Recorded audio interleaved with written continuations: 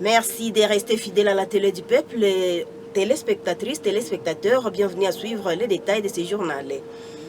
Commençons par Kinshasa, où le président de la République, Félix-Antoine Tshisekedi Tshilombo, s'est entretenu avec les responsables des confessions religieuses.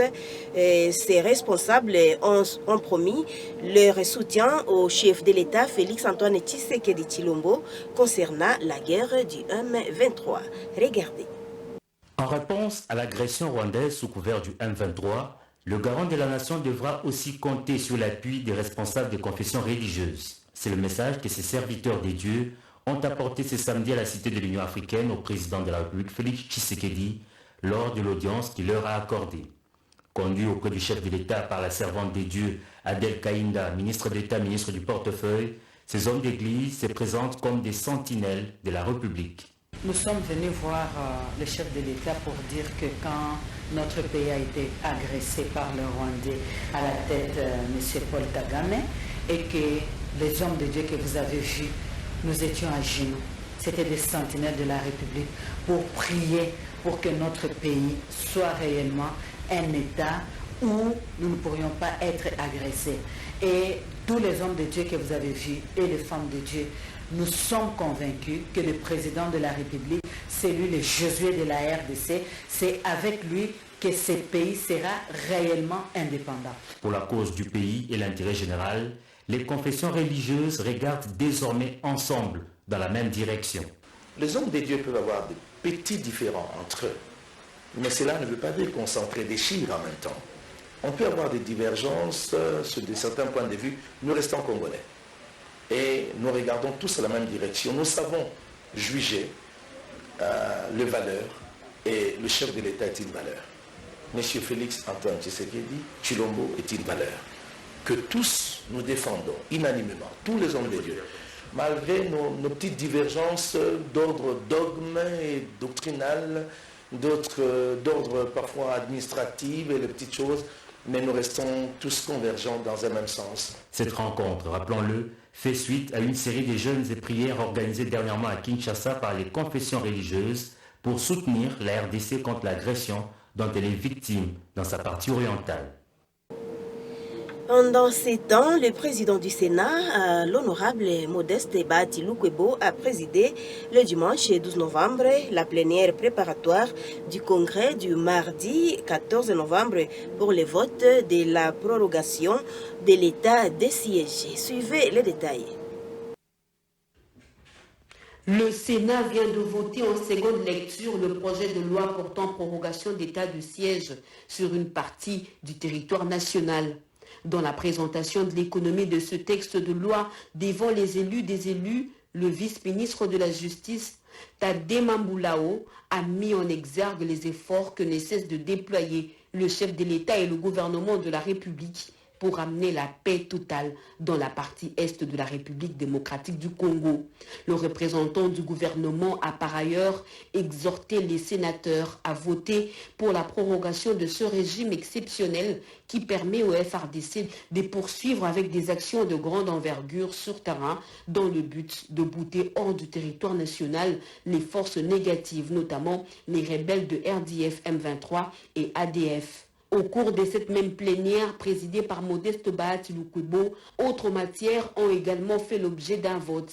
Il s'agit du projet de loi portant sur l'impôt des sociétés et l'impôt sur les revenus des personnes physiques et du projet de loi relatif aux réformes des procédures fiscales dont l'économie du rapport a été présentée par le sénateur Célestin Vounabandi, vice-président de la commission ECOFIN. Ces deux projets de loi qui viennent ainsi modifier la fiscalité directe congolaise qui était jusque-là déclarative et cédulaire s'inscrivent dans le cadre du programme économique du gouvernement. Les élus des élus ont également examiné et voté, séance tenante, la loi portant création, organisation et fonctionnement de l'ordre de sages-femmes en République démocratique du Congo. Texte de loi renvoyé à la Chambre haute du Parlement par le chef de l'État pour un examen en vue d'une clarification de certaines définitions, à savoir sage-femme, pratique sage-femme et accoucheuse. Il faut noter que la proposition de loi fixant création, organisation et fonctionnement des tribunaux de commerce et celles relatives au régime spécial de sécurité sociale de parlementaires ont été envoyés à la commission permanente du Sénat réunissant les commissions PAJ et socio-culturelles. Un délai de 48 heures a été accordé à cette commission pour un examen approfondi de ces deux propositions de loi avant de présenter le rapport devant la plénière. Avant de lever la séance de ce samedi, Modeste Bahati a annoncé la tenue d'un congrès du Parlement le 14 novembre 2023, au cours duquel le chef de l'État prononcera son discours sur l'état de la nation. Ce discours sera le dernier de son premier quinquennat. Dans un autre chapitre, plus d'1 milliard de dollars américains débloqués par la Banque mondiale pour la réalisation des projets d'appui à la collectivité et au transport dans 9 provinces de la République démocratique du Congo. Les parties prenantes de ces projets ont été en atelier de 3 jours à Kisantu dans le Congo central pour cette fin. Suivez les détails. Le projet d'appui à la connectivité et au transport était au cœur d'un atelier à Kisantu dans le Congo central.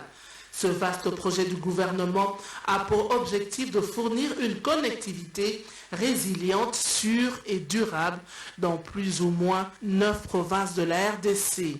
Les parties prenantes du dit projet se sont retrouvées pendant 3 jours à Kisantu pour produire un plan exécutif tout en tenant compte des différents aspects tels que l'environnement, le numérique, l'aéronautique, routier et financier. Après le mot du secrétaire général aux infrastructures, représentant du ministre d'État aux ITP, plusieurs exposés se sont suivis pour permettre aux uns et aux autres de se faire une idée, d'avoir une approche innovante et de partager la même compréhension du projet. Cet atelier a éclaté en 5 groupes thématiques. Chaque groupe a présenté les enjeux et défis pour la réussite du dit projet. Le chargé de projet Pacte à la Banque mondiale, qui a pris part active à ces travaux, a réagi en ce terme. Je sais que j'ai une équipe capable, engagée et déterminée. Et ensemble avec vous, on va atteindre l'objectif comme a été élaboré dans la charte. Et je rentre de cet atelier avec beaucoup d'énergie, beaucoup d'enthousiasme et beaucoup de force. La cellule infrastructure, à travers son coordonnateur, a également donné son point de vue. Notre vision, faire du parc un projet de référence pour la RDC et ses partenaires techniques et financiers. Notre objectif, achever le parc avec satisfaction en moins de 5 ans. Au nom du ministre d'État aux ITP, le secrétaire général a clos ses travaux de Mbwela Lodge à Kisantu. Le rendez-vous est pris à Mbujimaï pour le lancement des travaux du projet Pacte. Retour à Bukavu pour parler assainissement. Le maire de la ville, Zenon Karumba Tchikuta, a supervisé le samedi 12 novembre les travaux d'assainissement de la ville. Les travaux ont consisté à la démolition des clôtures dites provisoires sur Avenue Sayo. Nous sommes là dans la commune d'Ibanda. Regardez ces images prises par Aris Aradjab.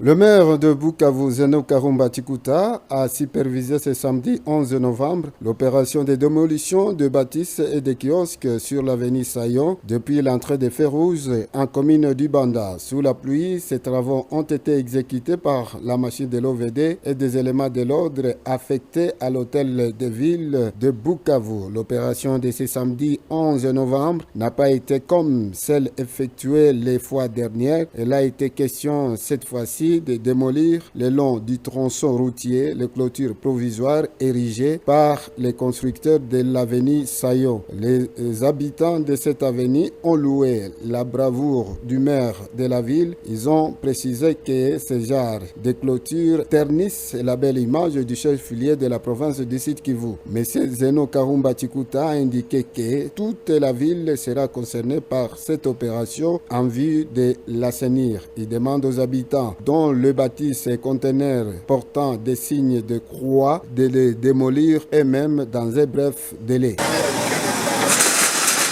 Dans le même chapitre lié à l'assainissement, disons que les Rastamènes de Bukavu, accompagnés d'autres personnes, ont effectué le samedi 12 novembre les travaux d'assainissement aux alentours du bâtiment de l'hôtel de poste. Les travaux ont consisté à l'évacuation des immondices stockés aux alentours du bâtiment de l'hôtel de poste. Regardez ces images prises par Patrick Tomboula. L'Union des Rastamènes de Bukavu a effectué le samedi 11 novembre les travaux communautaires d'assainissement aux alentours du bâtiment de l'hôtel des postes de Bukavu. Les immondices qui étaient entassés ci et là ont été évacués par des Rastamènes, appuyés par les mécaniciens qui exercent leurs activités à l'hôtel des postes de Bukavu. Le service d'assainissement de la mairie de Bukavu a disponibilisé pour cette fin un véhicule. C'est pour évacuer les déchets jetés par les riverains et les restaurateurs des environs, mais aussi jetés par les mécaniciens et par tous ceux qui exercent leurs activités autour de ces bâtiments de l'hôtel de poste. Le Rastaman Kari Kalembu, connu sous le nom de Immortel, a fustigé le comportement des personnes qui jettent leurs déchets mélangés aux alentours de ces bâtiments de l'hôtel de poste de Bukavu. Et pour terminer, parlons infrastructure, fin des travaux d'asphaltage sur la RN2, la route nationale numéro 2, axe Kazingo-Kavumu. Les détails avec Marcelin Mundelendombi.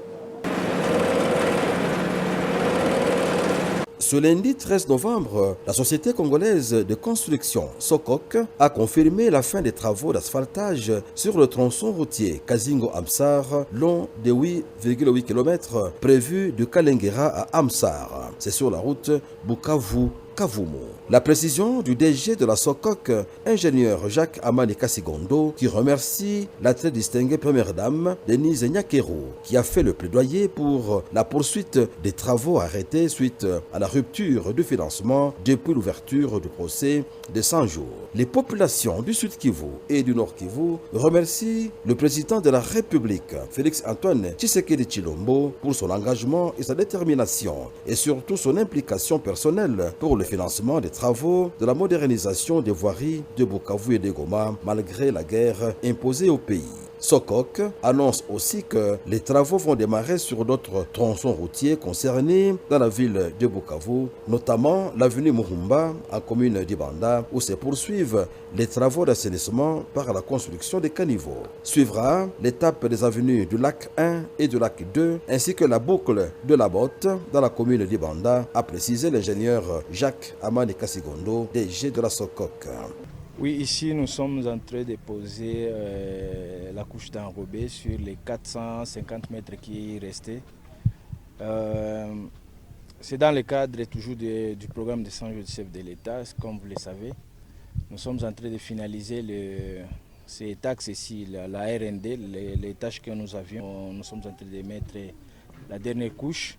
Et puis on va se diriger vers la ville pour aussi se concentrer et faire des bons travaux. Pour rappel, le programme de 100 jours prévoyait 52 km et demi de voiries, dont 20 km dans la ville de Bukavu, chef-lieu de la province du Sud Kivu, et 12 km et demi dans la ville de Goma, chef-lieu de la province du Nord Kivu. Ainsi se termine cette session des nouvelles. Merci de l'avoir suivi. Restez branchés sur les ondes de la télé du peuple. Au revoir.